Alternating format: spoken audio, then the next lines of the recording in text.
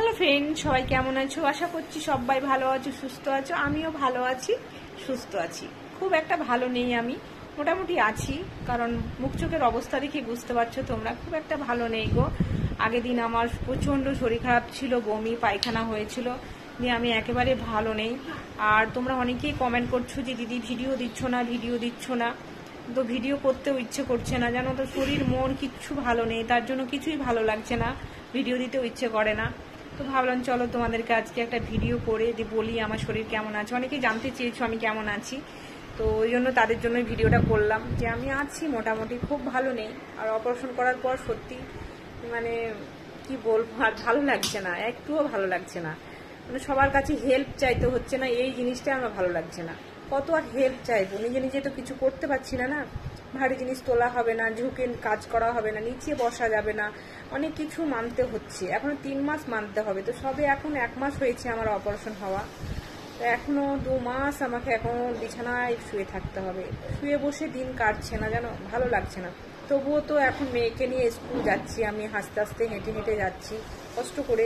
Doctor সিঁড়িতে ওঠানামা করতে মানা করেছে, তবুও কি করব, মেয়েকে কে নিয়ে যাবে স্কুল বলো? সেই জন্য আমাকেই যেতে হচ্ছে। অনেক কিছু মানতে হয়, কিন্তু সেগুলো সব মানতে পারছি না, তখন পরে অসুবিধা হচ্ছে। খাবার হজম হচ্ছে না, জানো, কিছুই হজম করতে পারছি না। একটু যদি খাবার একটু এলোমেলো হচ্ছে, তখনই আমার শরীর খারাপ হচ্ছে, বমি টমি শুরু হয়ে যাচ্ছে, জানো। কী যে করবো বুঝতে পারছি না। আগে মনে হচ্ছিল অপারেশন কবে হবে, এখন অপারেশনটা করার পর মনে হচ্ছে কেন অপারেশন করলাম, সত্যি মনে হচ্ছে ভালো লাগছে না। আর কতজনের কাছে হেল্প চাইবো যে আমাকে এটা করে দাও, ওটা করে দাও, এই জিনিসটা তুলে দাও। এই সত্যি না, এই জিনিসটা প্রচণ্ড কষ্টকর। অন্যের দিকে তাকিয়ে থাকা থেকে মানে কাজ করা খুব কষ্টকর। নিজে পটাপট করে নিয়েছি, নিজে সুস্থ থেকেছি, তখন কাউকে কিছু বলতে হয়নি, সব কিছু করে ফেলেছি। আর এখন অন্যের উপর ভরসা করতে হচ্ছে, কখন করে দিবে আমাকে, সেই জন্য আমি অপেক্ষায় বসে থাকি, কখন এই জিনিসটা আমার হবে, কখন ওই জিনিসটা আমার হবে। স্নান করতে যাব, জামা কাপড় নিয়ে যাওয়া, জল তোলা, মানে জলটাও ফেলতে পারি না, জামা কাপড় কাচতে পারছি না। মানে ভেজা জামা কাপড় কাচতে গেলে তো ভারী, ওটা ভারী হয়ে যায়, তখন ওটাও আমি কাচতে পারি না, ওটার জন্য আমাকে হেল্প চাইতে হয়। এই সব ছোট ছোট জিনিসগুলো না আমার সত্যি খুব পুড়ে পুড়ে খাচ্ছে, আমার একটুও ভালো লাগছে না। কবে যে আমি সুস্থ হব সেই অপেক্ষার দিকে তাকিয়ে তাকিয়ে এখন আমি বসে আছি।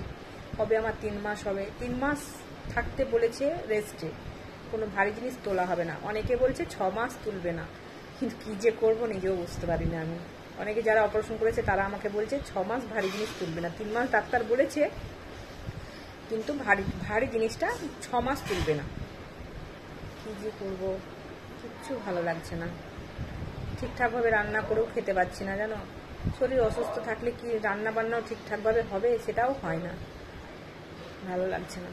আর ওর পাপাও ঠিকঠাকভাবে রান্না করতে পারছে না, রান্না তো জানে না ও, কোনো রকম করে বলে দিচ্ছি ওটুকু দিয়ে এমন রান্না হয়ে যাচ্ছে যে মুখে তোলা যায় না, যেন রান্নাও মানে খেতে পাচ্ছি না।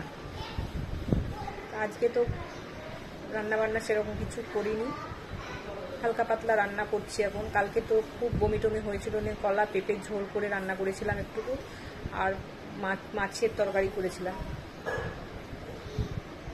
আর ডাল ভাত ওগুলোও খাচ্ছি এখন। ঠিক আছে, চলো তোমরা সবাই ভালো থেকো, সুস্থ থেকো, ঠিক আছে। আর আমার পাশে একটু থেকো, যেহেতু তোমাদের দিদি এখন অসুস্থ, ওই জন্য ভিডিও দিতে পারছে না, তাই বলে কিন্তু ভুলে যেও না তোমরা। আমি খুব তাড়াতাড়ি আবার ফিরে আসবো তোমাদের কাছে, ঠিক আছে। চলো টাটা, পরে আবার আরেকটা ভিডিও নিয়ে আসবো।